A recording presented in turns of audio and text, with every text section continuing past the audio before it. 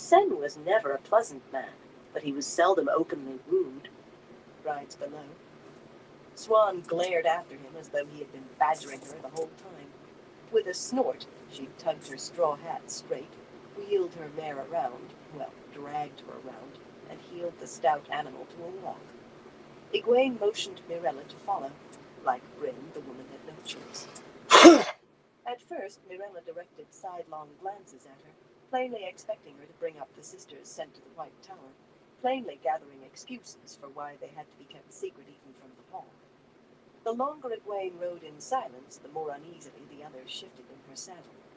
Mirella began wetting her lips, fine cracks spreading in that Aes Sedai sound. A very useful tool, silence. For a time, the only sounds were their horses' hooves and the occasional cry of a bird in the brush. But as Swan's direction became clear, angling a little west from the pass back to the camp, Mirella's shifting increased until she might have been sitting on nettles. Maybe there was something to those bits and pieces Swan had gathered after all. When Swan took another turn westward between two misshapen hills that bent toward each other, Mirella drew rein. There is a waterfall in that direction, she said, pointing. Not very large, even before the drought, but quite pretty even now. Swan stopped too, looking back with a small smile. What could Mirella be hiding? Egwene was curious. Glancing at the green sister, she gave a start at a single bead of perspiration on the woman's forehead, glistening in the shadow just at the edge of her wide gray hat. She most certainly wanted to know what could shake an Aes Sedai to make her sweat. I think Swan's Way will offer even more interesting sights, don't you? Egwene said, turning Daishar, and Mirella seemed to fold in on herself. Come along. You know everything, don't you? Mirella muttered unsteadily as they rode between the leaning hills. More than one drop of sweat decorated her face now. She was shaken to the core. Everything. How could you... Suddenly she jerked upright in her saddle, staring at Swan's back. Her! Swan's been your creature from the beginning. She sounded almost indignant. How could we have been so blind? But I still don't understand. We were so circumspect. If you want to keep something hidden, Swan said contemptuously over her shoulder, don't try to buy coin peppers this far south. What in the world were coin peppers? And what were they talking about? Mirella shuddered. It was a measure of how upset she was that Swan's tone brought no quick snap to put the other woman in her place. Instead, she licked her lips as though they were suddenly very dry. Mother, you have to understand why I did it. Why we did it. The frantic edge to her voice was fit for confronting half the Forsaken, and her shift. Not just because Moiraine asked. Not just because she was my friend. I hate letting them die. I hate it. The bargain we make is hard on us sometimes, but harder on them. You must understand. You must. Just when Egwene thought she was about to reveal everything, Swan halted her round mare again and faced them.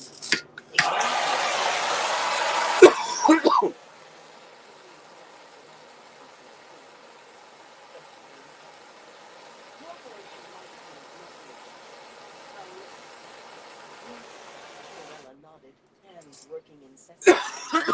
Yes, of course. She looked at the point of tears as she took the lead. Swan, falling in behind, appeared relieved for just an instant. Egwene thought she herself was going to burst. Letting who die? But Mirella would have and exposing her own ignorance hardly seemed advisable at this point. An ignorant woman who keeps her mouth shut will be thought wise, the saying went. And there was another. Keeping the first secret always means keeping the second. There was nothing for it but to follow, holding everything in. Swan was going to get a talking to, though. The woman was not supposed to be keeping secrets from her. Grinding her teeth, Egwene tried to appear patient, unconcerned, wise.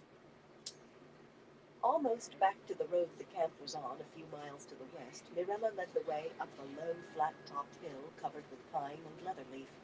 Two huge oaks kept anything else from growing in the wide depression on the crown. Beneath thick, intertwined branches stood 3 peaked tents of patched canvas and the picket line of horses, with a cart nearby, and 5 tall wagons, each carefully picketed away from the others. Nisao Dachin, in a simply cut bronze-colored riding dress, waited under the awning in front of one of the tents, as if to welcome guests, with Saren Huygen at her side in the olive-green coat so many of the Gaidin wore. A bald-headed stump of a man with a thick black beard, Nisao's warder still stood taller than she. A few paces away, 2 of Mirella's 3 Gaidin narrowly watched them descend into the hollow. Croy Macon, slender and yellow-haired, and Newell Dromond, dark and bulky, with a beard that left his upper lip bare. No one looked surprised in the least. Obviously, one of the warders had been keeping guard and given warning. Nothing in sight warranted all the secrecy, though, or Mirella's lip-licking. For that matter, if Nisao waited in welcome, why did her hands keep stroking her divided skirts? She looked as if she would rather face Elida while shielded. 2 women, peering around a corner of one of the tents, ducked back hurriedly, but not before Egwene recognized them. Nicola and Arena. Suddenly she felt very uneasy. What had Swan brought her to? Swan showed no nervousness at all as she dismounted. Bring him out, Mirella. Now. She was getting her own back with a vengeance. Her tone made a file seem smooth. It's too late for hiding. Mirella barely managed a frown at being addressed so, and it appeared an effort. Visibly pulling herself together, she jerked her hat from her head and climbed down without a word, glided to one of the tents and vanished inside. Nisao's already big eyes followed her, growing wider by the moment. She seemed frozen to the spot. No one but Swan was near enough to overhear. Why did you break in? Egwene demanded softly as she got down.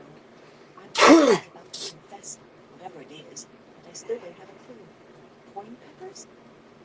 Very popular in Shinar and Malkir, Swan said just as quietly. I only heard that after I left Aelbeam this morning. I had to make her lead the way. I didn't know it, not exactly. It would hardly have done much good to let her discover that now, would it? I didn't know about Nisao either. I thought they hardly ever spoke to one another. She glanced at the yellow sister and gave her head an irritated shake. A failure to learn something was a failure Swan did not tolerate well in herself.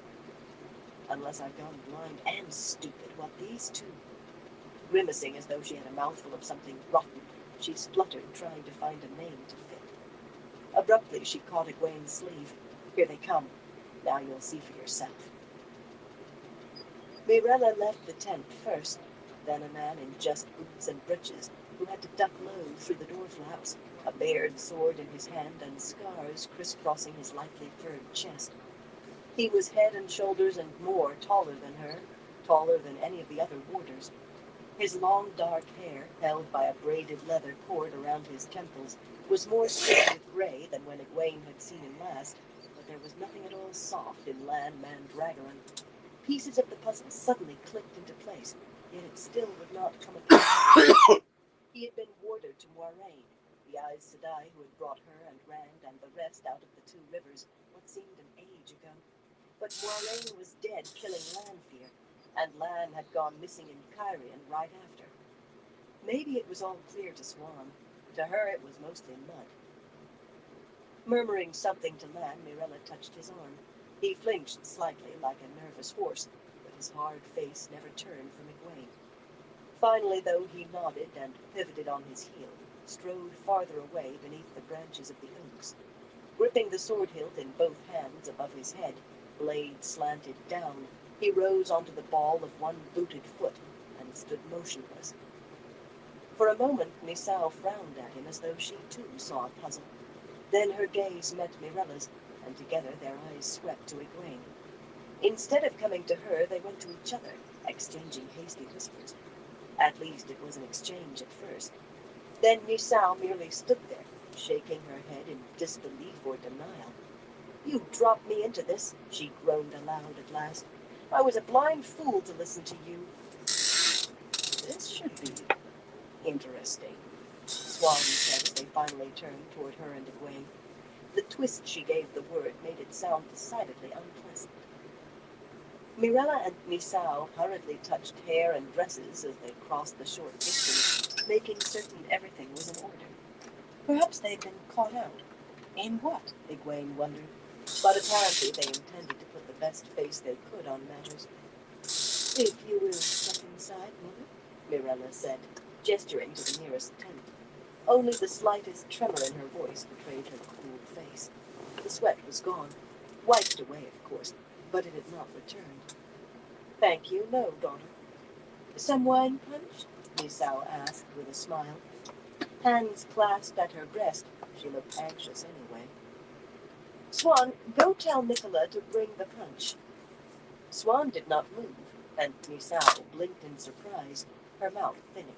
The smile returned in an instant, though, and she raised her voice a little. Nicola, child, bring the punch. Made with dried blackberries, I fear, she confided to Egwene, but quite restorative.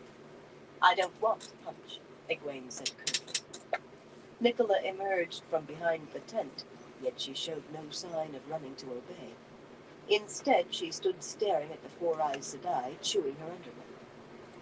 Misao flashed a glare of what could only be called distaste, but said nothing. Another piece of the puzzle snapped into place, and Egwene breathed a trifle easier. What I want, daughter, what I require, is an explanation. Best face or no is a thin veneer. Mirella stretched out a pleading hand.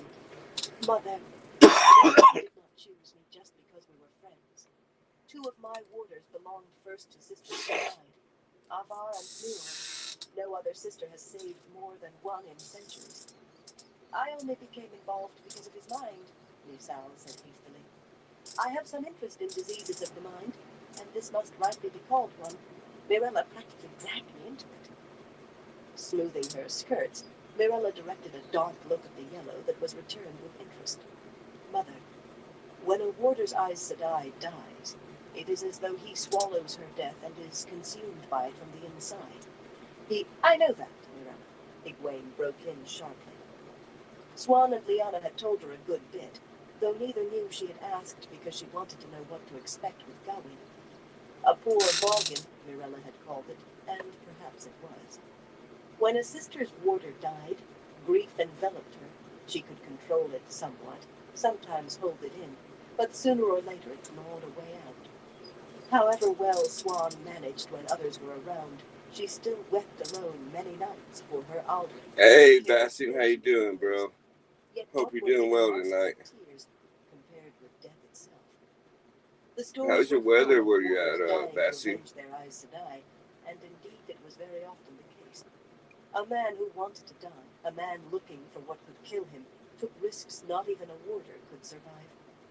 Perhaps the most horrible part of it to her was that they knew what their fate would be if their Aes Sedai died, knew what drove them when she did, knew nothing they did could change it. She could not imagine the courage required to accept the bargain, knowing. She stepped aside so she could see Lan clearly. He still stood motionless, not even seeming to breathe. Apparently forgetting the tea, Nicola had seated herself cross-legged on the ground to watch him. Arena squatted on her heels at Nicola's side, with her braid pulled over her shoulder, Oh, yeah. staring even more avidly. Let's do a Much dab more then of avid, some actually, since Nicola wedding sometimes pie. darted furtive glances at Egwene and the others. The rest of the warders made a small cluster, pretending to watch him too, while keeping a close eye on their Aes Sedai. A more than warm breeze stirred, ruffling the dead leaves that carpeted the ground, and with shocking suddenness Lan was moving, shifting from stance to stance, blade a whirling blur in his hand. He went faster till he seemed to sprint from one to the next, yet all of his spices moved. She waited for him to stop, or at least slow, but he did not. Arena's lights lay across the Nice. eyes very wide with her, and for that reason, they leaned forward, children watching candy set to dry out. Even How the we other use warders really divided their attention most to hated Aes Sedai nectar collector. but in My last one broke. their watchful minds might charge Arena. I see you are working hard, Egwene said. That was part of the method for saving a warder. Few sisters were willing to make the attempt given the rate of failure and the cost of it to themselves. Keeping him from risks was another, and bonding him again, that was the first step. Without doubt, Mirella didn't care about little details. She might well strangle him. Then again, she might kill him. For Lan's part, he deserved the worst he received, letting himself be bonded by another woman when he knew Nynaeve was planning for him. She thought she had kept her voice clear, but something of what she felt must have crept through, because Mirella began trying to explain again. Mother, passing a bond is not that bad. Why, in fact, it's no more than a woman deciding to kill her husband if she dies. She doesn't like hands. Egwene stared at her so hard that she stepped back, almost tripping over her skirts. It was only shock, though. Every time she thought she heard of the wave pie's not bad. another popped up, stranger still. I'm all Eldari, Mirella, Swan said dryly, and a warder isn't a husband. For most of us. Mirella's head came up defiantly. Some sisters did marry a warder, a handful. Not many married at all. No one inquired too closely, but rumor said she'd married all three of hers, which surely violated custom and law, even in Evandor. Not that bad, you say, Mirella? Not that bad. Swan's scowl matched her tone. She sounded as if she had a vile taste in her mouth. There is no law against it, Misao protested. To Egwene, not Swan. No law against passing a bond. Swan received a frown that should have made her step back and shut her mouth. She was having none of it then. That's not the point, is it? She demanded. Even if it hasn't been done in, 400 years or more? Even if customs have changed, you might have escaped with a few stares and a little censure if all you and Moiraine had done was pass his bond between you. But he wasn't asked, was he? He was given no choice. You might as well have bonded him against his will. In fact, you bloody well did. At last the puzzle came clear for Egwene. She knew she should feel the same disgust as Swan. Aes Sedai put bonding a man against his will on a level with rape. He had as much as a farm girl would if a man the size of Lan cornered her in a barn, if 3 men the size of Lan did. Sisters had not always been so particular, though. 1,000 years earlier it would hardly have been remarked, and even today an argument could sometimes be made as to whether a man had actually known what he was agreeing to. Hypocrisy was a fine art among Aes Sedai sometimes, like scheming or keeping secrets. The thing was, she knew he had resisted admitting his love for Nynaeve. Some nonsense about how he was bound to be killed sooner or later, and did not want to leave her a widow.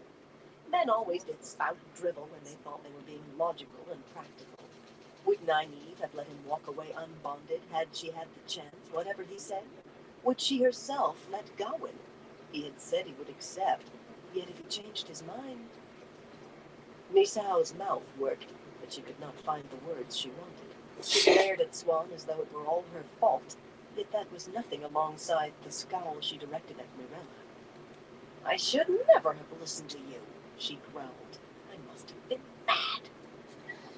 Somehow Mirella still managed to maintain a smooth face, but she wavered a little, as though her knees had gone weak. I did not do it for myself, Mother.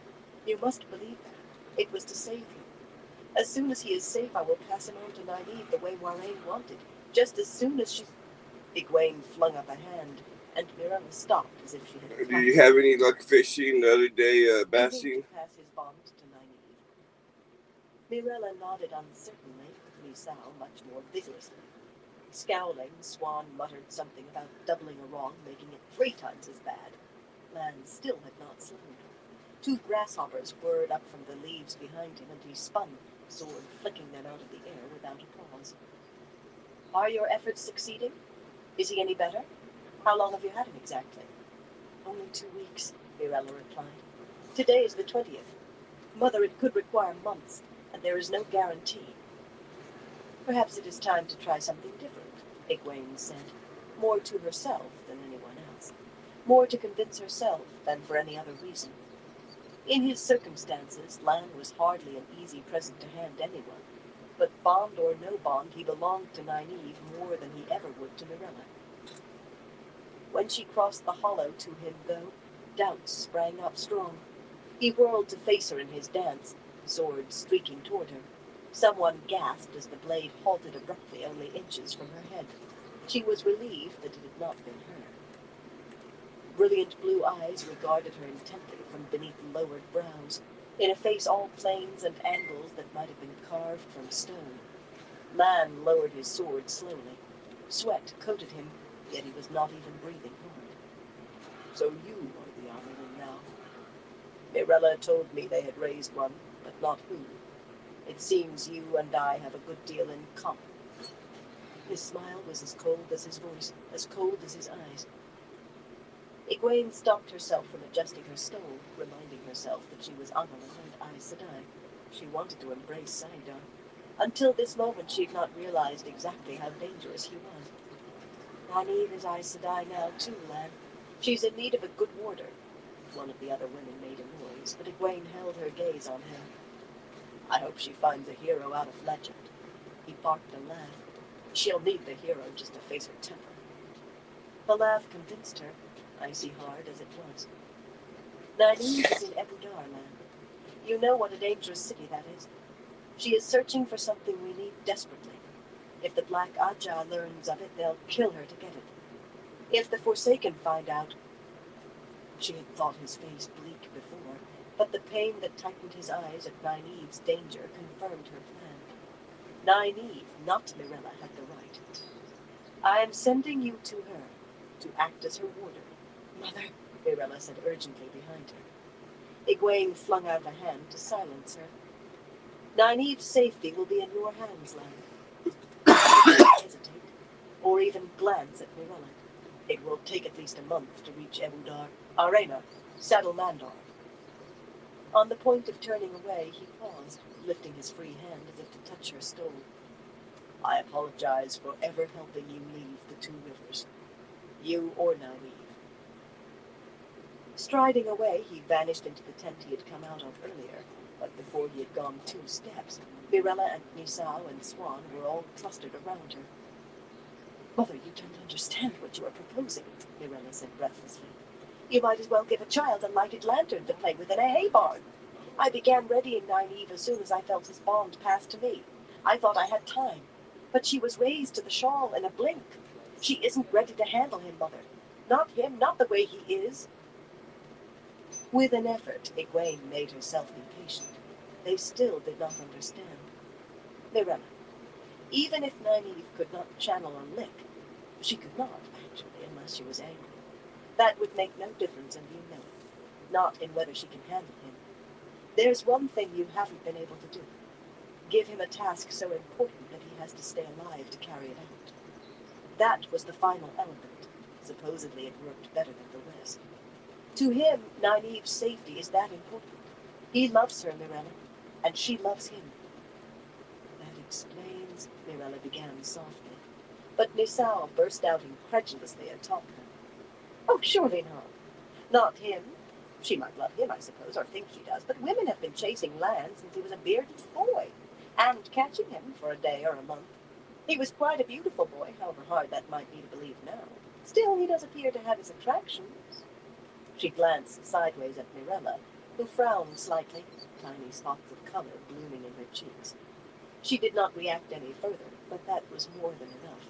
No, Mother. Any woman who thinks she has leashed Lan Mandragoran will find she has collared only air. Egwene sighed in spite of herself. Some sisters believed there was one more part of saving a warder whose bond was broken by death, putting him into the arms, into the bed of a woman. No man could focus on death then, the belief ran. Mirella, it seemed, had taken care of that herself, too. At least she had not actually married him, not if she meant to pass him on. It would be just as well if Nynaeve never found out. Be that as it may, she told Nisao absently. Arena was fastening the girths on Mandar's saddle with a brisk competence, the tall black stallion standing with head high, but allowing it. Plainly this was not the first time she had been around the animal. Nicola stood close by the thick bole of the farther oak, arms crossed beneath her breasts, staring at Egwene and the others. She looked ready to run. I don't know what Arena has squeezed out of you, Egwene said quietly, but the extra lessons for Nicola stop now.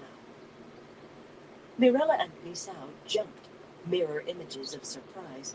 Swan's eyes grew to the size of teacups, but luckily she recovered before anyone noticed. You really do know everything, Mirella whispered. All Arena wants is to be around Lan. I think she believes he'll teach her things she can use as a hunter, or maybe that he'll go off on the hunt with her. Nicola wants to be another Karagan, Misao muttered caustically, or another Moiraine. I think she had some notion she could make Mirella give Lan's bomb to her. Well, at least we can deal with that pair as they deserve now that he's out in the open. Whatever happens to me, it will be a joy to know they'll be squealing from here to year's end. Swan finally realized what had been going on, and outrage warred on her face with the wondering looks she directed at Egwene. That someone else had puzzled matters out first probably upset her as much as Nicola and Arena blackmailing Aes Sedai. Or perhaps not. Nicola and Arena were not Aes Sedai themselves, after all. That drastically changed Swan's view of what was allowed. But then it did the same for any sister. With so many eyes turned her way and not a friendly gaze in the lot, Nicola backed up against the oak tree and seemed to be trying to back further. Stains on that white dress would put her in hot water when she returned to the camp. Arena was still absorbed in Lan's horse, unaware of what was crashing down on her head. That would be justice, Egwene agreed, but not unless you two face full justice yourselves. Nobody was looking at Nicola anymore. Mirella's eyes filled her face, and Misao's opened wider yet. Neither seemed to dare crack her teeth. Swan wore grim satisfaction like another skin. By her lights, they deserved no mercy at all. Not that Egwene intended to give much. We will speak further when I come back, she told them, as Lan reappeared, his sword buckled on over a green coat undone to reveal an unlaced shirt, bulging saddlebags draped over his shoulder. The color-shifting warder cloak hanging down his back wrenched the eye as it swirled behind him. Leaving the stunned sisters to stew in their own juices, Egwene went to meet him. Swan would keep them on a fine simmer should they show any sign of falling off. I can have you in Ebou Dar sooner than a month, she said. He only nodded impatiently and called for Arena to bring Mandar. His intensity was unnerving, an avalanche poised to fall, held back by a thread. Weaving a gateway where he had been practicing the sword, a good 8 feet by 8, she stepped through onto what seemed to be a ferry, floating in darkness that stretched forever. Skimming required a platform, and though it could be anything you chose to imagine, every sister seemed to have one she preferred. For her, that was this wooden barge with stout railings. If she fell off, she could make another barge beneath her, although where she came out then would be something of a question. But for anyone who could not channel, that fall would be as endless as the black that ran off in every direction. Only at the near end of the barge was there any light, the gateway giving a constricted view of the hollow. That light did not penetrate the darkness at all, yet there was light of a sort. At least she could see quite clearly, as in Tel Airrun Riyadh. Not for the first time she wondered whether this actually was some part of the world of dreams. Lan followed without needing to be told, leading his horse. He examined the gateway as he came through, studied the darkness as his boots and the stallion's hooves thudded across the deck planks to her. The only question he asked was, how quickly will this take me to Ebou Dar? It won't, she said, channeling to swing the gate shut, then closing the gateway. Not right this second. Nothing moved that anyone could have seen. There was no wind or breeze, nothing to feel. They were in motion, though, and fast. Faster than she could imagine anything moving. It must be 600 miles or more they had to go. I can put you out 5, maybe 6 days north of Ebou Dar. She had seen the gateway woven when Nynaeve and Elaine traveled south, and she remembered enough for skimming to the same place. He nodded, peering ahead as though he could see their destination. He reminded her of an arrow in a drawn bow. Lan, Nynaeve is staying at the Tarasin Palace, a guest of Queen Tylan. She might deny she's in any danger, which she certainly would, indignantly if Egwene knew Nynaeve, and rightfully so. Try not to make a point of it, you know how stubborn she is, but you mustn't pay that any mind. If necessary, just protect her without letting her know. He said nothing, did not glance at her. She would have had 100 questions in his place. Lan, when you find her, you must tell her that Mirella will give your bond to her as soon as you three can be together. She had thought of passing that information along herself, but it seemed better not to let Nynaeve know he was coming. She was as besotted with him as I am with Gawain, she thought ruefully. If Nynaeve knew he was on his way, there would be little room in her head for anything else. With the best will in the world, she would let the search fall on Elaine. Not that she would curl up and daydream, but any searching she did would be with dazzled eyes. Are you listening to me, Lan? Tarasin Palace, he said in a flat voice without shifting his gaze. Guest of Queen Tylan, might deny she's in danger, stubborn as if I didn't know already. He looked at her then, and she almost wished he had not. She was full of saidar, full of the warmth and the joy and the power, the sheer life, but something stark and primal raged in those cold blue eyes, a denial of life. His eyes were terrifying. That was all there was to it. I will tell her everything she needs to know. You see, I listen.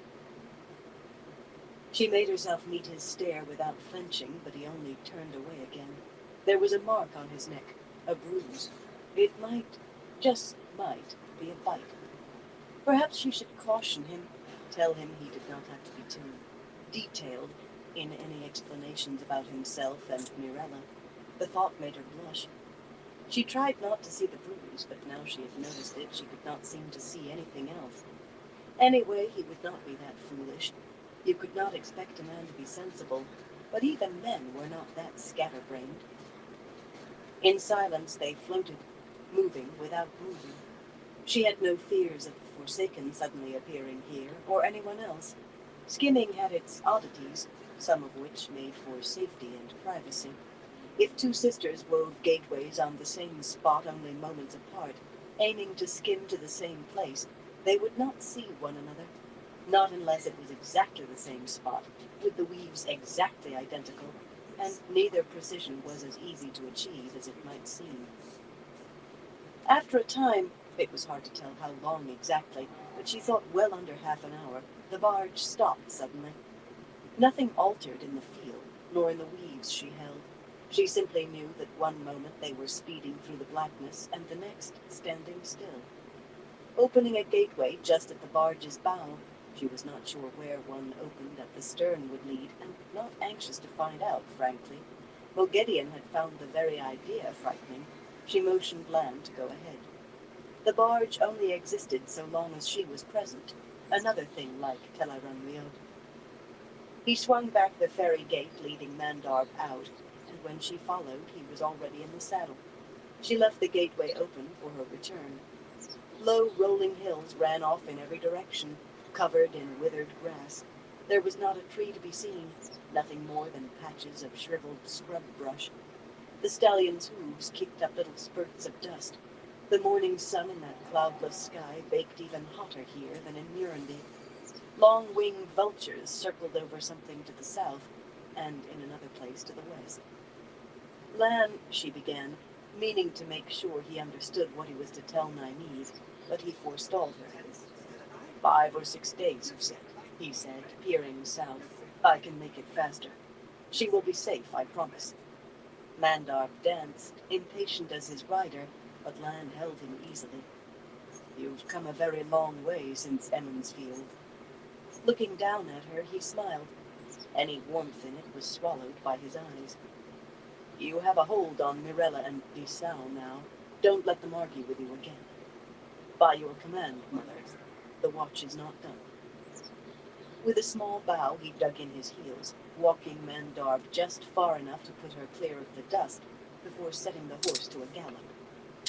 Watching him speed southward, she closed her mouth. Well, he had noticed in the middle of all that sword practice, noticed and done the sums correctly, apparently including sums he could not have suspected before seeing her with the stole. Nynaeve had better take care. She always did think men were dimmer than they actually were. At least they can't get into any real trouble, she told herself aloud. Lan topped a hill and vanished over the other side. Had there been any real danger in Ebou Dar, Elaine or Nynaeve would have said something. They did not meet often. She just had too much to do. But they had worked out a way to leave messages in the Saladar of Tel'aran'rhiod Riyadh whenever there was need for one. A wind that might have come from an open oven gusted up sheets of dust. Coughing, she covered her mouth and nose with a corner of the Amerlin's striped stole and hurriedly retreated through the gateway to her ferry. The journey back was silent and boring, leaving her to worry whether she had done the right thing sending Lan, whether it was right to keep Nynaeve in the dark. It's done, she kept telling herself, but that did not happen. When she stepped once more into the hilltop hollow beneath the oak trees, Mirella's third warder, Avar Hachami, had joined the others, a hawk-nosed man with thick gray-streaked mustaches like down-curving horns. All four Gaidin were hard at work, the tents down and nearly folded. Nicola and Arena trotted back and forth, loading all the camp paraphernalia into the cart, everything from blankets to cookpots and black iron wash kettle. They really did trot, not pausing, but at least half their attention was on Swan and the other two sisters, over near the tree line. For that matter, the warders gave the three Aes Sedai much more than half their consideration. Their ears might as well have been up in points. Who was simmering who seemed to be a question. Not speak to me in that manner, Swan, Mirella was saying. Not only loud enough to be heard across the clearing, but cold enough to take the edge off the weather. Arms folded tightly beneath her breasts, she was drawn up to every inch of height, imperious to the point of bursting. Do you hear me? You will not. Are you lost to all propriety, Swan? Misal's hands were knotted in her skirts, in a vain attempt to keep herself from quivering, and the heat in her voice easily matched the ice in Mirella's. If you've forgotten simple manners completely, you can be taught again. Facing them with her hands on her hips, Swan moved her head jerkily, struggling both to keep a glare on her face and to keep it fixed on the other two. I am only... When she saw Egwene approaching, her relief bloomed like a flower in spring. Mother, that was almost a gasp. I was explaining possible penalties. She drew a long breath and went on more definitely. The Hall will have to invent them as they go, of course, but I think they might well start with making these two pass their warders to others, since they seem so fond of it. Mirella squeezed her eyes shut, and Misal turned to look at the warders.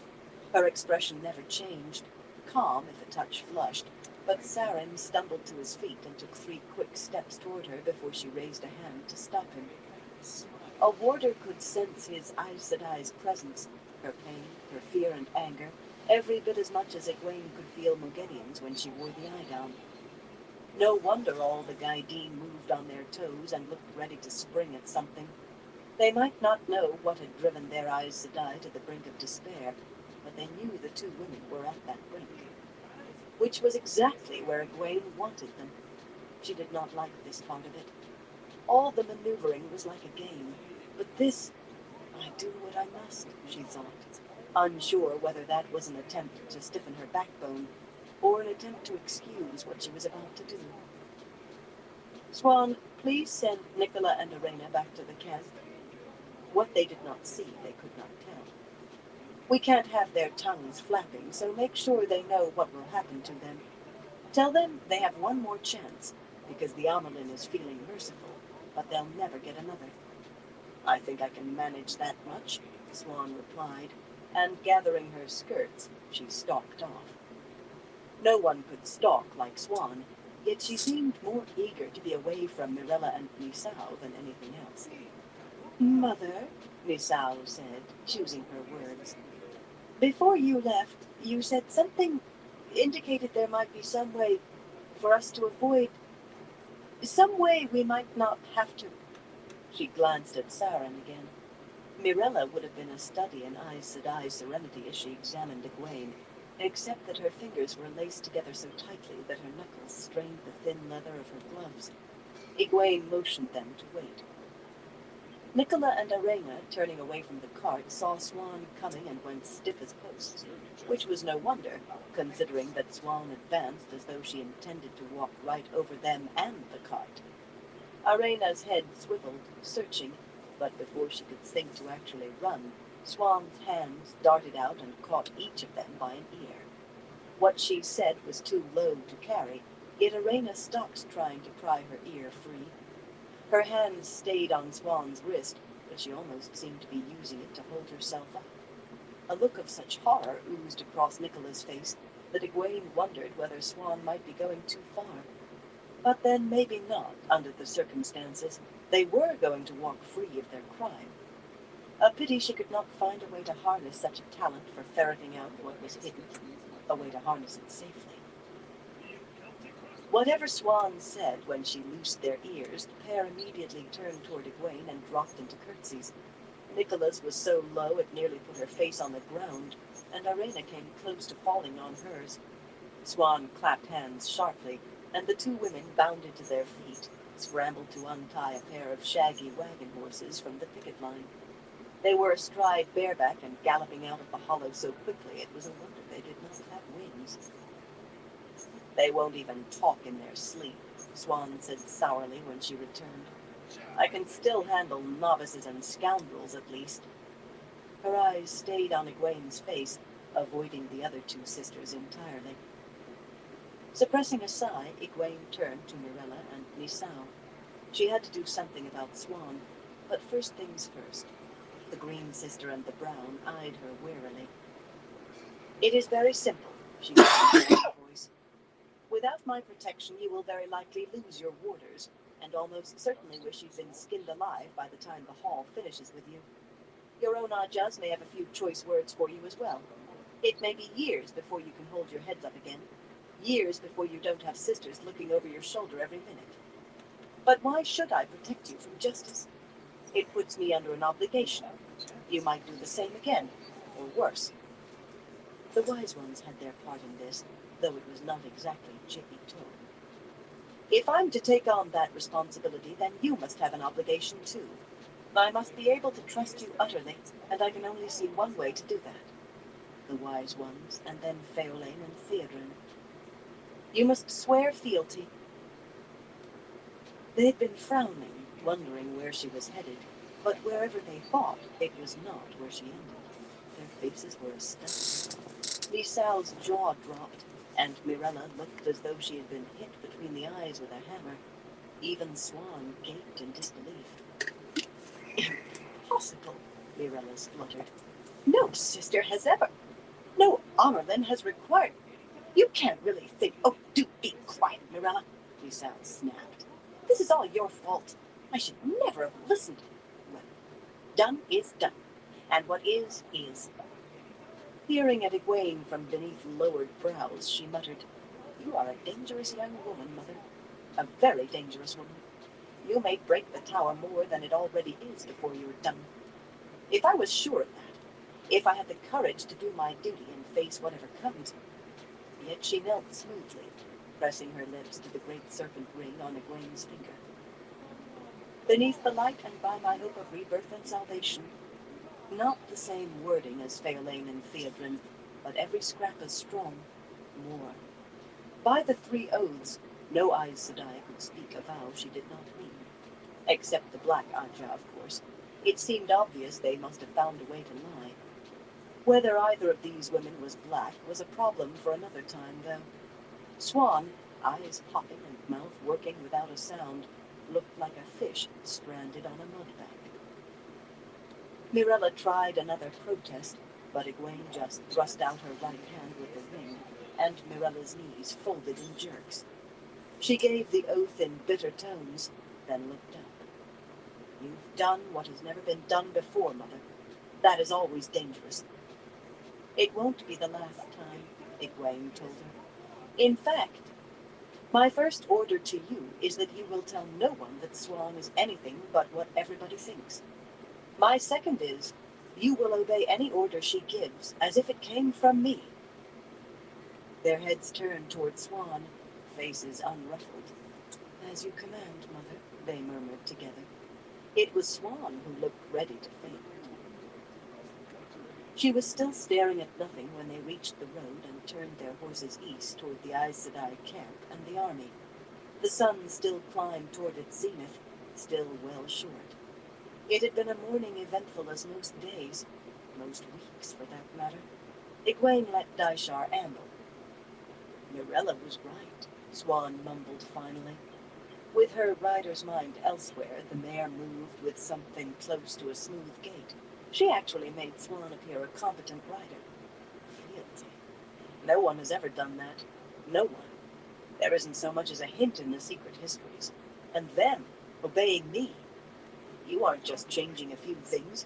You're rebuilding the boat while sailing a storm. Everything is changing. And Nicola. In my day, a novice would have wet herself if she even thought of blackmailing a sister. It's not their first attempt, Egwene told her, relating the facts in as few words as possible.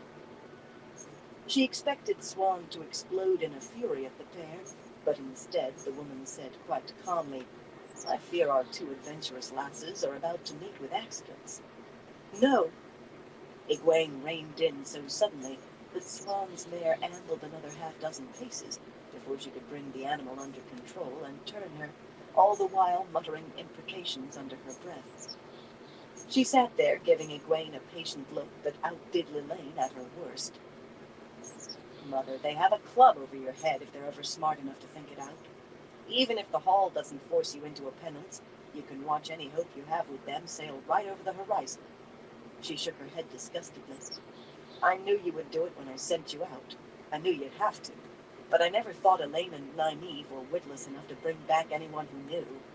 Those two girls deserve all they'll catch if this gets out. But you can't afford to let it out. Nothing is to happen to Nicola or Arena, Swan. If I approve killing them for what they know, who's next? Romanda and Lelaine? For not agreeing with me? Where does it stop?" In a way, she felt disgusted with herself. Once she would not have understood what Swan meant. It was always better to know than to but sometimes ignorance was much more comfortable. Healing Daishar on, she said, "I won't have a day of victory spoiled with talk of murder. Mirella wasn't even the beginning, Swan. This morning, Phaelin and Theodrin were waiting." Swan brought the plump mare in closer to listen as they rode. The news did not relieve Swan's concern over Nicola and Arena, but Egwene's plan certainly put a sparkle in her eye and a smile of anticipation on her lips. By the time they reached the Aes Sedai camp, she was eager to take on her next task, which was to tell Shiriam and the rest of Mirella's friends that they were expected in the Amyrlin study at midday. She could even say quite truthfully that nothing would be required of them that other sisters had not done before. For all her talk of victory, Egwene did not feel so zestful. She barely heard blessings and calls for blessings, acknowledging them with only a wave of her hand, and was sure she missed more than she did hear. She could not countenance murder, but Nicola and Arena would bear watching. Will I ever reach a place where the difficulties don't keep piling up? She wondered. Somewhere a victory did not seem to have to be matched by a new danger. When she walked into her tent, her mood sank right to her feet. Her head throbbed. She was beginning to think she should just stay away from the tent altogether. Two carefully folded sheets of parchment sat neatly atop the writing table, each sealed with wax and each bearing the words, "Sealed to the flame." For anyone other than the Amyrlin, breaking that seal was accounted as serious as assaulting the Amyrlin's person. She wished she did not have to break them. There was no doubt in her mind who had written those words.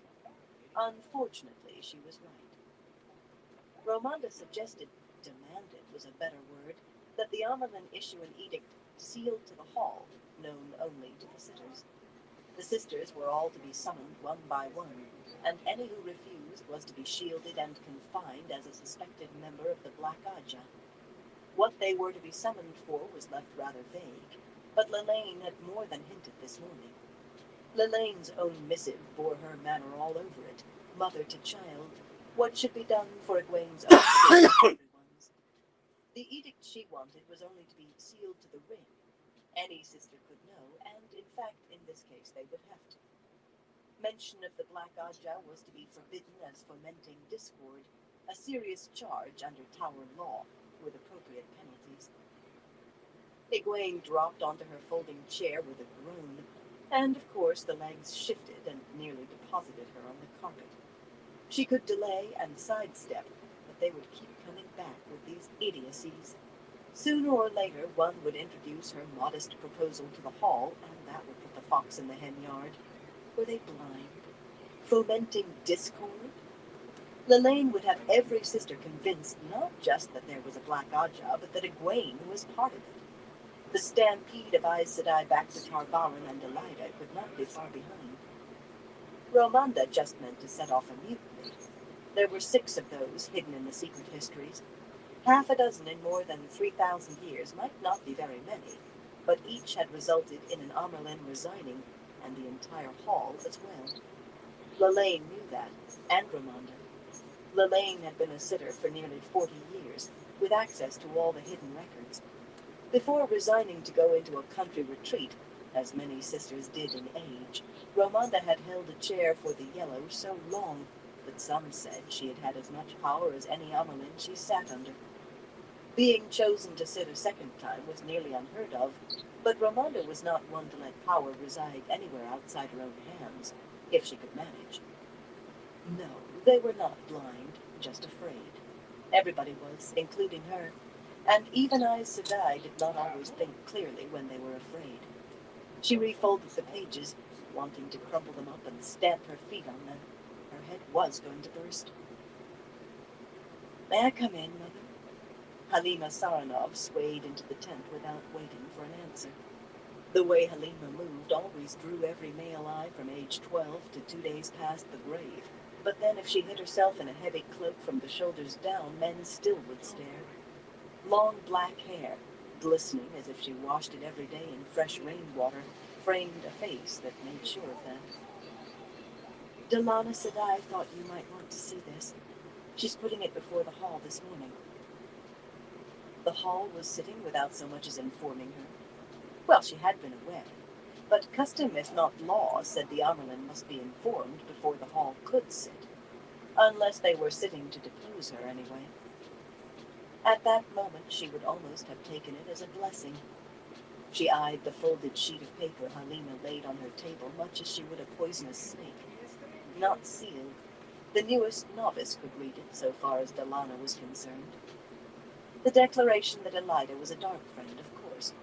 Not quite as bad as Romanda or Lelaine, but if she heard the hall had broken up in a riot, she would hardly blink. "Halima, I could wish you'd gone home when Cabriana died. Or at least that Delana had had the sense to seal the woman's information to the hall, or even to the flame, instead of telling every sister she could call her." "I could hardly do that, Mother." Halima's green eyes flashed with what seemed challenge or defiance, but she only had 2 ways to look at anyone: a wide, direct stare that dared, and a lidded gaze that smoldered. Her eyes caused a lot of misunderstanding. "After Cabriana Sedai told me what she'd learned about Elaida and her plans, Cabriana was my friend, and friend to you, to all of you opposing Elaida, so I had no choice. I only thanked the light she mentioned Salidar, so I knew where to come." She put her hands on a waist as small as Egwene's had been in Tel Aranriod, and tilted her head to one side, studying Egwene intently. "Your brain is hurting again, isn't it? Cabriana used to have such pains, so bad they made her toes cramp. She had to soak in hot water till she could bear to put on clothes. It took days sometimes. If I hadn't come, yours would have gotten that bad eventually."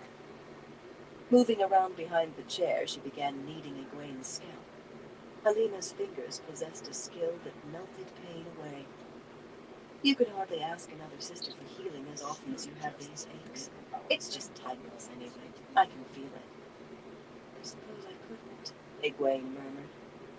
She rather liked the woman, whatever anyone said, and not just for her talent in smoothing away headaches. Halima was earthy and open, a countrywoman, however much time she had spent gaining a skim of city sophistication.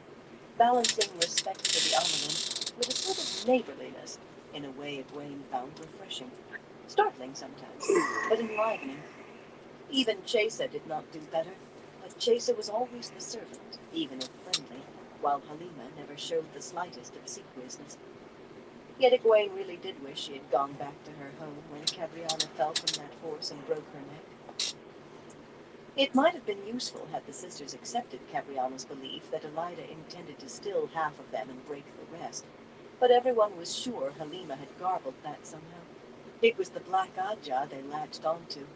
Women unused to being afraid of anything had taken what they had always denied and terrified themselves half-witless with it.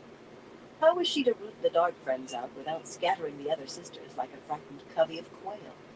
How to stop them scattering sooner or later anyway? What? How? They've gone looseness, Halima said softly. Your face is loose. Your neck is loose. Your shoulders. Her voice was almost hypnotic, a drone that seemed to caress each part of Egwene's body she wanted to relax. Some women disliked her just for the way she looked, of course, as though a particularly lascivious man had dreamed her, and a good many claimed she flirted with anything in breeches, which Egwene could not have approved of. But Halima admitted she liked looking at men. Her worst critics never claimed she had done more than flirt, and she herself became indignant at the suggestion. She was no fool. Egwene had known that at their first conversation, the day after Loghain escaped, when the headaches had begun. Not at all the brainless whipskirt. Egwene suspected it was much as with Mary. Halima could not help her face or her manner. Her smile seemed inviting or teasing because of the shape of her mouth. She smiled the same at man or woman or child. It was hardly her fault that people thought she was flirting when she was only looking. Besides, she had never mentioned the headaches to anyone. If she had, every yellow sister in the camp would be laying siege. That indicated friendship, if not loyalty. Egwene's eyes fell on the papers on the writing table, and her thoughts drifted under Halima's stroking fingers. Torches ready to be tossed into the haystack. 10 days to the border of Andor, unless Lord Bryn was willing to push without knowing why, and no opposition before. Could she hold those torches back 10 days? South Harbor, North Harbor, the keys to Tar Valon. How could she be sure of Nicola and Arena, short of Swan's suggestion? She needed to arrange for every sister to be tested before they reached Andor. She had the talent for working with metals and ores, but it was rare among Aes Sedai. Nicola, Arena, the Black Ajah. You're tensing again. Stop worrying over the hall. Those soothing fingers paused, then began once more. This would do better tonight, after you've had a hot bath. I could work your shoulders and back everywhere. We haven't tried that yet. You're stiff as a stake. You should be supple enough to bend backwards and put your head between your ankles. Mind and body. One can't be limber without the other. Just put yourself in my hands. Egwene teetered on the brink of sleep. Not a dream walker's sleep, just sleep. How long since she had done that? The camp would be in an uproar once Delana's proposal got out, which it would soon enough, and that was before she had to tell Ramonda and Lelaine she had no intention of issuing their edicts. But there was one thing yet today to look forward to, a reason to remain awake. That would be nice, she murmured, meaning more than the promised massage. Long ago she had pledged that one day she would bring Shiriam to heal, and today was the day. At last she was beginning to be the Amalan, in control. Very nice. Chapter 13. The Bowl of the Winds. Aviendha would have sat on the floor, but 3 other women occupying the boat's small room left not quite enough space, so she had to be content with folding her legs atop one of the carved wooden benches built against the walls. That way it was not so much like sitting in a chair. At least the door was shut, and there were no windows, only fanciful carved scrollwork piercing the walls near the ceiling. She could not see the water outside, but the piercings let in the smell of salt and the slap of waves against the hull and the splash of the oars. Even the shrill, hollow cries of some sort of birds shouted of vast expanses of water. She had seen men die for a pool they might have stepped across, but this water was bitter beyond belief. Reading of it was not at all the same as tasting it, and the river had been at least half a mile wide where they boarded this boat with its two oddly leering oarsmen. Half a mile of water, and not a drop fit for drinking. Who could imagine useless water? The motion of the boat had changed to a rocking back and forth. Were they out of the river yet? Into what was called the bay? That was wider still, far wider, so Elaine said. Avienda locked her hands on her knees and tried desperately to think of anything else. If the others saw her fear, the shame would follow her to the end of her days. The worst of it was, she had suggested this, after hearing Elaine and Nynaeve talk of the sea folk. How could she have known what it would be like? The blue silk of her dress felt incredibly smooth, and she latched onto that. She was barely used to skirts at all. She still yearned for the cut-and-sword the wise ones had made her burn when she began training with them. And here she wore a silk dress, of which she now owned 4, and silk stockings instead of stout wool, and a silk shift that made her aware of her skin in a way she never had been before. She could not deny the beauty of the dress, no matter how odd it was to find herself wearing such things, but silk was precious and rare. A woman might have a scarf of silk, to be worn on feast days and envied by others. Few women had 2. It was different among these wetlanders, though. Not everyone wore silk, yet sometimes it seemed to her every second person did. Great bolts and even bales of it came by ship from the lands beyond the threefold land. By ship, on the ocean, water stretching to the horizon, with many places where, if she understood correctly, you could not see land at all. She came close to shivering at the impossible thought. None of the others looked as if they wished to talk. Elaine absently twisted the great serpent ring on her right hand and peered at something not to be seen inside the 4 walls. These worries often overtook her. 2 duties confronted her, and if one lay nearer her heart, she had chosen the one she considered more important and more honorable. It was her right and duty to become the chief, the queen of Andor, but she had chosen to continue hunting. In a way, however important their search, that was like putting something before clan or society, yet Avienda felt pride. Elaine's view of honor was as peculiar at times as the notion of a woman being a chief, or her becoming chief just because her mother had been, but she followed it admirably. Brigitta, in the wide red trousers and short yellow coat Avienda envied, sat toying with her waist-long braid, lost in thought as well, or maybe sharing part of Elaine's worries. She was Elaine's first warder, which upset the Aes Sedai back in the Tarasin Palace no end, though it did not seem to bother their warders. Wetlander customs were so curious they hardly bore thinking about. If Elaine and Brigitta seemed to deflect any thought of talk, Nynaeve Almira, directly opposite Avienda by the door, rebuffed it firmly. Nynaeve, not Nynaeve Almira. Wetlanders like to be called by only half their names, and Avienda was trying to remember, however much it felt like using a honey name. Rand al'Thor was the only lover she had ever had, and she did not think even of him so intimately. But she had to learn their ways if she was to wed one of them. Nynaeve's deep brown eyes stared through her. Her knuckles were white on a thick braid as dark as Brigitta's was golden, and her face had gone beyond pale to a faint green. From time to time she emitted a tiny, muted groan. She did not usually sweat. She and Elaine had taught Avienda the trick. Nynaeve was a puzzle. Brave to the point of madness sometimes, she moaned over her supposed cowardice, and here she displayed her shame for all without a care. How could the motion disturb her so when all that water did not? Water again.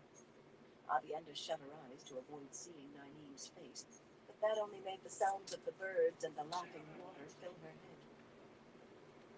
I have been thinking, Elaine said suddenly, then paused. Are you all right, Avienda? You cheeks reddened, but at least Elaine Elaine did not say aloud that she had jumped like a rabbit at the sound of her voice. Elaine seemed to realize how close she had come to revealing Avienda's dishonor. Color flushed her own cheeks as she continued. I was thinking about Nicola and Arena, about what Egwene told us last night. You don't suppose they can cause her any trouble, do you? What is she to do? Rid herself of them, Avienda said, drawing a thumb across her neck. The relief of speaking, of hearing voices, was so great that she almost gasped. Elaine appeared shocked. She was remarkably soft-hearted at times. It might be for the best, Birgitta said. She had revealed no more name than that. Avienda thought her a woman with secrets. Arena could have made something of herself with time, but don't look at me that way, Elaine, and stop going all prim and indignant in your head. Birgitta often slipped back and forth between the warder who obeyed and the older first sister who instructed whether or not she wished to learn. Right then, waving an admonishing finger, she was the first sister. You two wouldn't have been warned to stay away if it was a difficulty the Amelin could solve by having them set to work with the laundresses or the like. Elaine gave a sharp sniff in the face of what she could not deny, and adjusted her green silk skirts where they were drawn up in front to expose layers of blue and white petticoats. She was wearing the local fashion, complete with creamy lace at her wrists and around her neck, a gift from Tylin Quintara, as was the close-fitting necklace of woven gold. Avienda did not approve. The upper half of the dress, the bodice, fitted as snugly as that necklace, and a missing narrow oval of cloth revealed the inner slopes of her breasts. Walking about where all could see was not the same as the sweat tents. People in the streets of the city were not guy-shame. Her own dress had a high neck that brushed her chin with lace, and no parts of it listened. Besides, Birgitta went on, I would think Marigan would worry you more. She frightens me spitless. That name got through to Nynaeve, as well it might. Her groaning ceased, and she sat up straight. If she comes after us, we will just settle for her again. We'll... Drawing breath, she stared at them pointedly as if they were arguing with her. What she said in a faint voice was, Do you think she will? Fretting will do no good, Elaine told her, much more calmly than Avienda could have managed, if she thought one of the Shadow Souls had marked her out. We will just have to do as Egwene said and be careful. Nynaeve muttered something inaudible, which was probably just as well.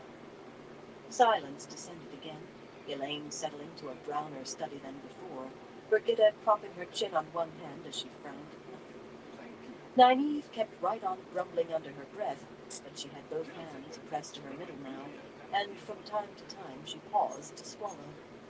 The splashing of water seemed louder than ever, and the cries of the lizards. I have been thinking too, dear sister. She and Elaine had not reached the point of adopting each other as first sisters yet, but she was sure they would now. Already they brushed each other's hair, and every night in the dark shared another secret never told to anyone else. This Min woman, though, that was for later, when they were alone. About what? Elaine asked absently. Our search. We prepare for success, but we are as far away as when we began. Does it make sense not to use every weapon at hand? Mat Cawthon is Ta'Veren, yet we work to avoid him. Why not take him with us? With him we might find the bowl at last. Mat? Nynaeve exclaimed incredulously. As well stuff your shift full of nettles. I would not endure the man if he had the bowl in his coat pocket. Oh, do be quiet, Nynaeve, Elaine murmured, without any heat. She shook her head wonderingly, taking no notice of the other's sudden glow. Quickly only began to describe Nynaeve, but they were all used to her ways. Why didn't I think of that? It's so obvious. Maybe, Birgitta murmured dryly. You had met the scoundrel set so hard in your mind you didn't see he had any use. Elaine gave her a cool stare, chin raised, then abruptly grimaced and nodded reluctantly. She did not accept criticism easily. No, Nynaeve said in a voice that somehow managed to be sharp and weak at the same time. The sickly cast of her face had deepened, but it no longer seemed caused by the boat's heaving. You cannot possibly mean it. Elaine, you know what a torment he can be, how stubborn he is. He'll insist on bringing those soldiers of his like a feast day parade. Try finding anything in the Rahad with soldiers at your shoulder. Just try. Inside 2 steps, he'll try to take charge, flaunting that ter'angreal at us. He's 1,000 times worse than Vandene or Adelius, or even Marililla. The way he behaves, you would think we'd walk into a bear's den just to see the bear. Brigitta made a noise in her throat that might have been amusement, and received a darted glare. She returned such a look of bland innocence that Nynaeve began to sound as if she were choking. Elaine was more soothing. She probably would try to make peace in a water feud. He is Taviran, Nynaeve. He alters the pattern, alters chance, just being there. I'm ready to admit we need luck, and a Taviran is more than luck. Besides, we can snare 2 birds at once. We should not have been letting him run loose all this time, no matter how busy we were. That's done no one any good, him least of all. He needs to be made fit for decent company. We will put him on a short rein from the start. Nynaeve smoothed her skirts with considerable vigor. She claimed to have no more interest in dresses than Aviendha, in what they looked like anyway. She was always muttering about good plain wool being fine enough for anybody. Yet her own blue dress was slashed with yellow on the skirts and sleeves, and she herself had chosen its design. Every stitch she owned was silk or embroidered or both, all cut with what Aviendha had learned to recognize as fine care. For once, Nynaeve appeared to understand she would not get her way. Sometimes she threw amazing tantrums until she did. Not that she would admit that was what they were. The glower faded to a grumpy sulk. Who will ask him? Whoever does, he will make her beg. You know he will. I'd sooner marry him. Elaine hesitated, then said firmly, Brigitta will, and she won't beg. She will tell him. Most men will do as you say if you use a firm, confident voice. Nynaeve looked doubtful, and Brigitta jerked erect on her bench, startled for the first time Aviendha had ever seen. With anyone else, Aviendha might have said she looked a little afraid, too. Brigitta would have done very well as Far Dar Ismai for a wetlander. She had remarkable skill with a bow. You are the clear choice, Brigitta, Elaine went on quickly. Nynaeve and I are Aes Sedai, and Aviendha might as well be. We cannot possibly do it, not and maintain proper dignity. Not with him. No, he's mine. What had happened to all that talk of a firm, confident voice? Not that Aviendha had ever noticed that working for anyone except Cerelia. It surely had not so far on Mat Cawthon that she had seen. Brigitta, he can't have recognized you. If he had, he would have said something by now. Whatever that meant, Brigitta leaned back against the wall and laced her fingers over her stomach. I should have known you'd get back at me ever since I said it was a good thing your bottom wasn't any... She stopped, and a faint, satisfied smile appeared on her lips. Nothing changed in Elaine's expression, but plainly Brigitta thought she had gained a measure of revenge. It must have been something felt through the royal bond. How Elaine's bottom entered into anything, though, Aviendha could not puzzle out. Wetlanders were so odd at times. Brigitta continued, still wearing that smile. What I don't understand is why he starts chafing as soon as he sees you two. It can't be that you snagged him off here. Egwene was as deep in that as you, but I saw him treat her with more respect than most of the sisters do. Besides the times I've glimpsed him coming out of the Wandering Woman, he looked to be enjoying himself. Her smile became a grin that made Elaine sniff disapprovingly. That is one thing we need to change. A decent woman cannot be in the room with him. Oh, do wipe that smirk off your face, Brigitta. I vow you are as bad as he sometimes. The man was born just to be trial, Nynaeve muttered sourly. Suddenly, Aviendha was forcibly reminded that she was on a boat, as everything lurched, swaying and swinging around to a halt. Rising and straightening dresses, they gathered the light cloaks they had brought. She did not don hers. The sunlight here was not so bright that she needed the hood to keep it from her eyes. Brigitta only draped hers over one shoulder and pushed open the door, following up the 3 steps after Nynaeve had rushed past her, with a hand clapped over her mouth. Elaine paused to tie her cloak ribbons and arrange the hood around her face, red gold curls peeking out all around. You did not say much, dear sister. I said what I had to say. The decision was yours. The key thought was yours, though. Sometimes I think the rest of us are turning into half-wits. Well, half turning to the steps, not quite looking at her, Elaine paused. Distances bother me sometimes over water. I think I will look only at the ship, myself, nothing else. Avienda nodded. Her near sister had a fine delicacy, and they went up. On the deck, Nynaeve was just shaking off Brigitta's offer of help and pushing herself up from the railing. The 2 oarsmen looked on in amusement as she wiped her mouth with the back of her hand.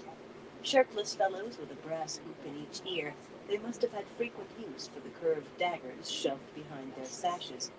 Most of their attention went to working their pairs of long sweeps, though, walking back and forth on the deck to hold the heaving boat in place near a ship that almost took Avienda's breath with its size. Looming above their suddenly very tiny vessel, its 3 great masts reaching taller than most trees she had seen even here in the wetlands. They had chosen it because it was the largest of the hundreds of seafolk ships anchored in the bay. On a ship that big, surely it must be possible to forget all the surrounding water. Except Elaine had not really acknowledged her shame, and if she had, a near sister could know your deepest humiliation without it mattering. But Amis said she had too much pride. She made herself turn and look away from the boat. She had never seen so much water in her life. Not if every drop seen before had been gathered in one place, all of it rolling gray-green and here and there frothing white. Her eyes darted, trying to avoid taking it in. Even the sky seemed larger here, immense, with a liquid gold sun crawling up from the east. A gusting wind blew, somewhat cooler than on the land, and never failing entirely. Clouds of birds flurried in the air, gray and white and sometimes splotched with black, giving those shrill cries.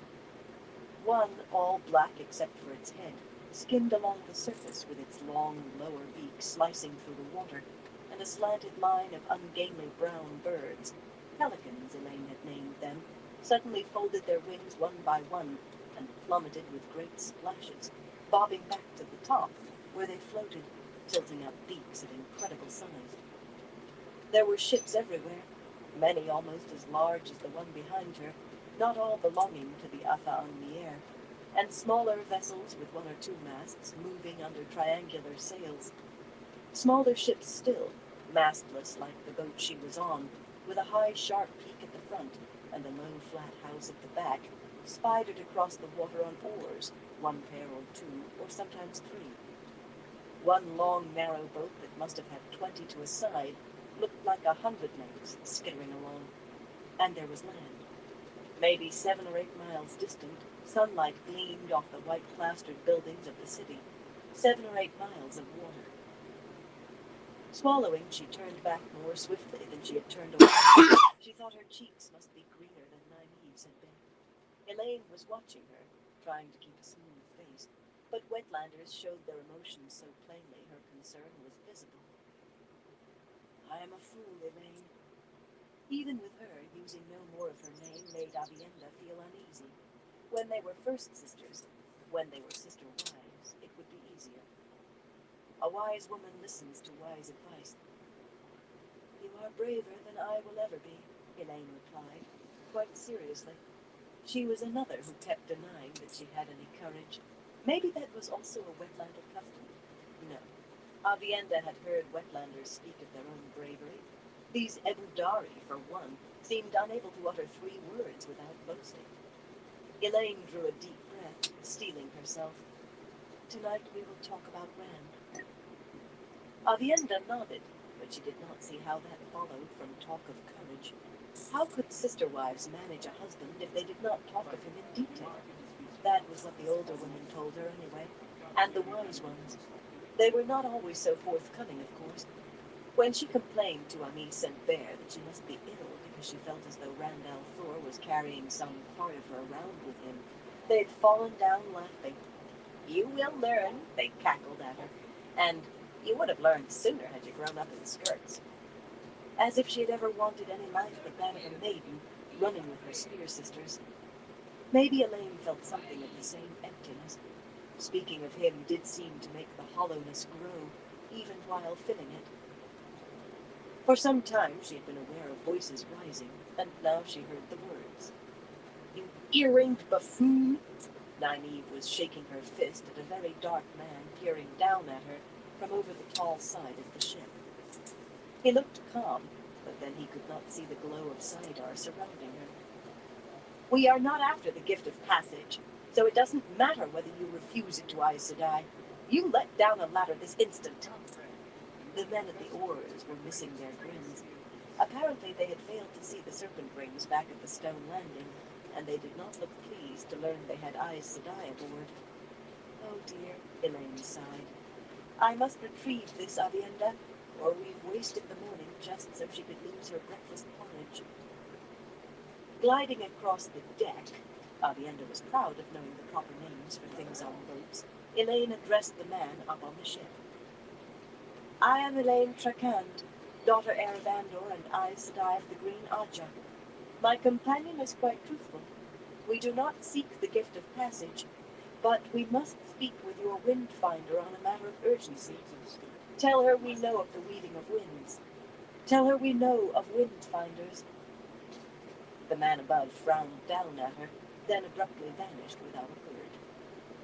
The woman will probably think you mean to blab her secrets, Nynaeve muttered, jerking her cloak into place. She tied the ribbons fiercely.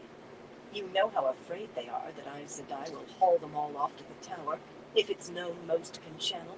Only a ninny thinks she can threaten people, Elaine, and still get anywhere. Avienda burst out laughing. By the startled look Nynaeve gave her, she did not see the joke she had made on herself. Elaine's lips quivered, though, however she tried to hold them. You could never be sure about Wetlander humor. They found strange things funny and missed the best. Whether or not the Windfinder felt threatened, by the time Elaine had paid the boatmen and cautioned them to wait for their return, with Nynaeve grumbling over the amount and telling them she would box their ears if they left, and how she was to manage that merely set Avienda laughing again. By the time all that was done, it seemed a decision had been reached to allow them on. No ladder was lowered, but instead a flat piece of wood, the two ropes it hung from becoming one and running up to a thick pole swung out over the side from one of the masts. Nynaeve took her place sitting on the board with dire warnings for the boatmen if they even thought of trying to look up her skirts, and Elaine blushed and held hers tightly around her legs, hunched over so she appeared ready to fall off head first as she wobbled into the air and disappeared from sight onto the ship. One of the fellows looked upward anyway, until Brigitta struck him on the nose with her fist. They certainly did not watch her ascent. Avienda's belt knife was small, with a blade not half a foot long, but the oarsmen frowned worriedly when she drew it. Her arm went back, and they fell sprawling to the deck as the knife whirled over their heads to sink with a solid thunk into the thick wooden post at the front of the boat. Looping the cloak over her arms like a shawl, she hoisted her skirts well above her knees so she could climb over the oars and retrieve her blade, then took her place on the dangling board. She did not replace the knife in its sheath. For some reason, the two men exchanged confused looks, but they kept their eyes down as she was lifted up. Perhaps she was beginning to get a feel for Wetlander customs. Settling onto the great ship's deck, she gaped, almost forgetting to climb off the narrow seat.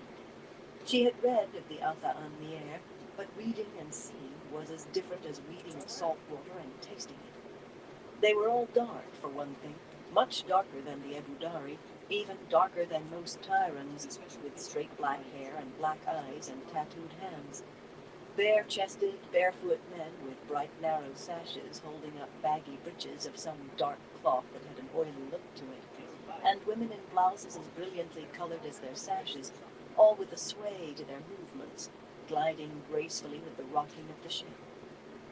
Sea folk women had very strange customs when it came to men, according to what she had read. Dancing with no more than a single scarf or covering at worst, but it was the earrings that made her stare. Most had 3 or 4, often with polished stones, and several actually had a small ring in one side of their noses. The men did too, the earrings at least, and just as many heavy gold and silver chains around their necks. Men! Some Wetlander men wore rings in their ears, true. Most Ebudari men seemed to, but so many. And necklaces! Wetlanders did have strange ways. The sea folk never left their ships. Never, so she had read. And supposedly they ate their dead. She had not been quite able to credit that. But if the men wore necklaces, who could say what else they did? The woman who came to meet them wore breeches and blouse and sash like the others, but hers were of brocaded yellow silk, the sash knotted intricately with ends trailing to her knee, and one of her necklaces bore a small golden box of intricate piercework. A sweetly musky scent surrounded her. Gray streaked her hair heavily, and she had a grave face. 5 small, fat golden rings decorated each of her ears, and a fine chain connected one to a similar ring in her nose. Tiny medallions of polished gold dangling from the chain flashed in the sunlight as she studied them. Avienda pulled her hand down from her own nose to where that chain always tugging, and barely managed to suppress a laugh. Wetlander customs were odd beyond belief, and surely no one deserved the name better than the sea folk. I am Malin Dintoral Breaking Wave, the woman said. Wave mistress of Clan Somarin and sail mistress of Windrunner. A wave mistress was important, like a clan chief, yet she seemed at a loss, looking from one face to the next, until her eye fell on the great serpent rings Elaine and Nynaeve wore, and then she exhaled in resignation. If it pleases you to come with me, Aes Sedai, she said to Nynaeve. The back of the ship was raised, and she led the way inside that by a door, then down a hallway to a large room, a cabin, with a low ceiling. Avienda doubted Randall Hill would have been able to stand upright beneath one of the thick beams. Except for a few lacquered chests, everything seemed to have been built in.